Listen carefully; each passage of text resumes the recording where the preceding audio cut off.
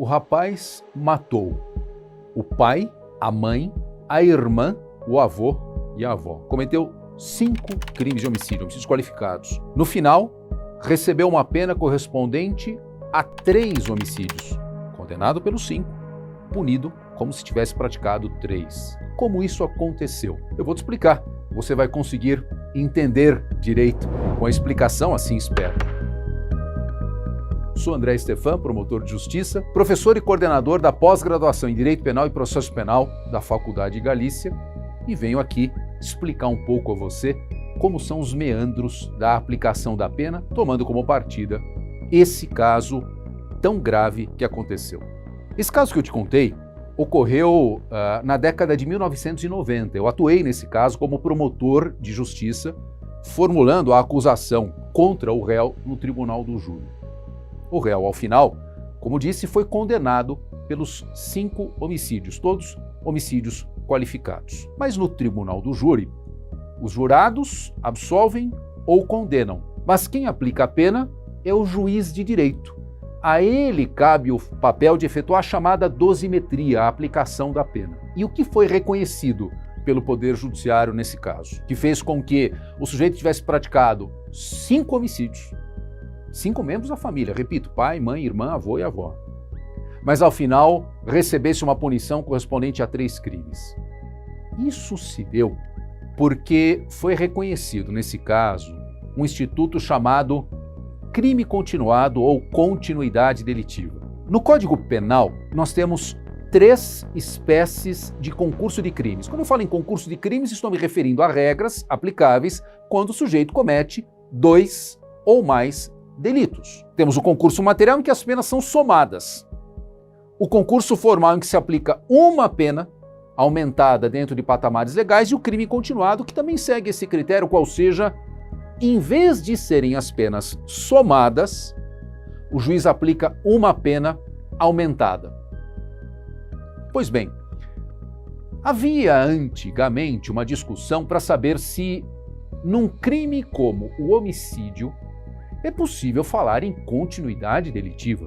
Essa discussão se encontra há muitos anos superada, porque o Código Penal, quando houve a reforma da parte geral, lá em 1984, veja quantos anos atrás isso ocorreu, passou-se a admitir expressamente a figura do crime continuado, mesmo quando se trata de delitos praticados com emprego de violência ou grave ameaça contra a pessoa, crimes dolosos que são, e contra vítimas diferentes.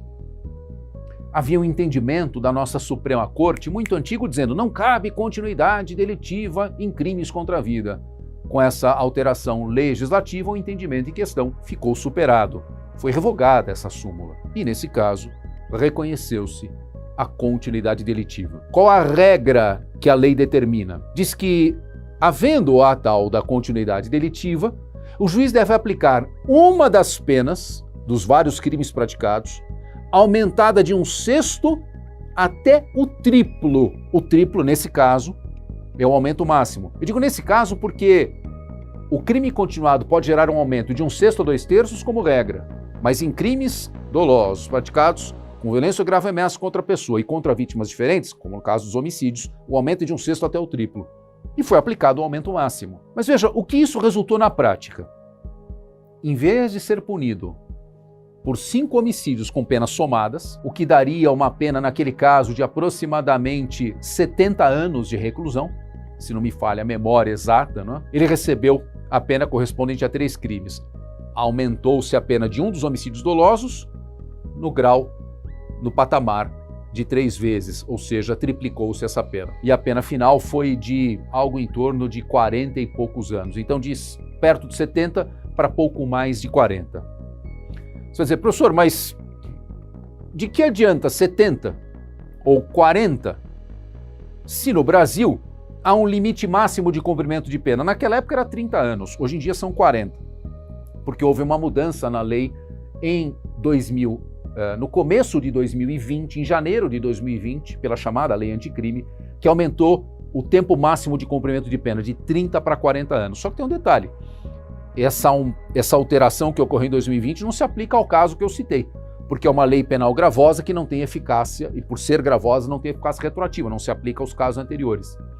Mas ainda que nós levarmos em conta, ainda se nós levarmos em conta a questão do limite máximo, que na época era 30, hoje seria 40, ainda assim é diferente condenar por 40 ou 70 anos. Por quê? Porque embora o sujeito não possa ficar preso por mais tempo do que este limite máximo, seja 30 o limite antigo, 40 o limite novo, os benefícios de execução da pena, como progressão de regime, livramento condicional e outros, são calculados sobre o total.